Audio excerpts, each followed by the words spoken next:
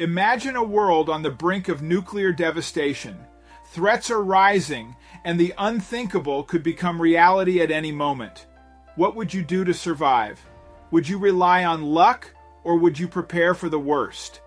In a remote corner of Canada, one man made a decision that would change his life forever. He buried 42 school buses underground to create the ultimate Doomsday shelter, a massive bunker he calls Ark 2. While the world sees him as eccentric, he believes he holds the key to survival in a global catastrophe. But why school buses? How did he pull off such a massive project, and what does it really look like inside this underground fortress? Stick around as we dive into the extraordinary story of Bruce Beach, a man who defied the odds to prepare for the end of the world. A man who buried 42 school buses to create a massive doomsday shelter is finally revealing the inside. With ongoing nuclear threats from North Korea, it's no surprise that people are on edge. In the event of nuclear warfare, no one is truly safe. Preparedness has become a priority for many, and an entire network of preppers has emerged, often going to extreme lengths to prepare for emergencies. If you're uncertain about what to do in case war is declared, you might want to meet Bruce Beach from Hornings Mills, Canada, because his plan is unlike anything you've ever seen. Bruce has constructed a bunker so extraordinary that it must be seen to be believed. While some may consider him eccentric, Bruce firmly believes that, in the event of a nuclear fallout, he'll have the last laugh. The media can be informative but often instills fear, especially with repeated threats of nuclear war throughout history. Bruce, however, has developed a unique solution to the looming threat of nuclear warfare. Bruce, who lived in Chicago for many years, relocated to the remote Canadian town of Hornings Mills in the 1970s. During the Cold War, he began contemplating nuclear survival and decided that this remote location was ideal for his ambitious plans. Between 1980 and 1985, Bruce arranged for 42 old school buses to be delivered to his property.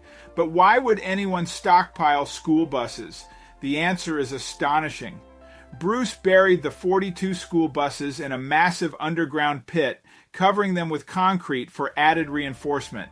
The result is the largest functioning nuclear fallout shelter in North America, which Bruce named Ark 2. This structure spans an impressive 10,000 square feet and can accommodate up to 500 people comfortably. It features rooms for various activities and essential daily functions. According to Bruce, the bunker is nearly impenetrable, capable of withstanding anything short of a direct nuclear strike. Many of Bruce's neighbors believe maintaining the shelter is a waste of time, but Bruce is confident that his provisions and shelter will ensure survival in the face of catastrophe. Ark 2 is situated 14 feet underground, and Bruce purchased the old school buses for $300 each. While the cost might seem steep, Bruce is convinced it's a worthwhile investment. For over 35 years, he has worked tirelessly to ensure the bunker remains operational and fully equipped for emergencies. Chi Body, an event organizer for the Ontario Preppers Survival Network, OPSN, described the bunker as extraordinary. When you go inside the bunker for the first time, it feels like you're on a different planet. Hearing about 42 school buses buried underground is one thing, but seeing it in person is an entirely different experience. The bunker offers all the comforts of home, including 2 industrial kitchens, a living room, classrooms for children, and bathrooms with running water. The property has full plumbing, including a private well for clean drinking water, diesel generators with a 3-month fuel supply, and an electronic radio communication station to relay information across Canada and the United States. Ark 2 is also equipped with gender-segregated bunks and cubicle-like storage spaces for personal belongings. Bruce spared no effort in preparing his bunker for all conceivable needs. A decontamination room is the first area visitors must pass through before entering the main shelter. This room is designed to minimize the spread of disease and radiation. Despite its thorough design, Ark 2 has faced significant challenges, including political and bureaucratic opposition. Local government agencies have taken Bruce to court over 30 times, arguing that the shelter was built without proper permits.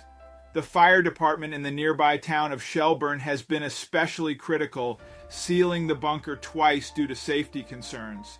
During a 2015 preppers gathering on Bruce's property, firefighters threatened to close the bunker for a third time, but it ultimately didn't happen. Many view Bruce's project as the work of a paranoid old man preparing for the end of the world. But Bruce remains undeterred, considering it his duty to provide shelter for humanity in case of a global crisis. While Bruce stands firm in his beliefs, the stress of maintaining the shelter has taken a toll on him and his family. In recent years, the complex has suffered from fires, rodent infestations, vandalism, and floods. Bruce's adult children have grown weary of his constant warnings about the planet's future. However, his 90-year-old wife, Jean, remains supportive. The ARC2 community website describes the shelter as the largest pluralistic survival community in North America, without political, religious, or cultural bias. Its purpose is to mitigate the effects of nuclear war or other global catastrophes and help restore civilization. Some may call Bruce crazy, while others see him as a savior for humankind. Regardless of perspective, ARC2 stands as a testament to one man's dedication in the small town of Hornings Mills, Canada. While we hope the world never experiences a nuclear war, Bruce might just be the person to call if it does. Bruce's remarkable shelter is a feat of ingenuity and determination, and he welcomes anyone willing to help him maintain it. Share this incredible story with your friends.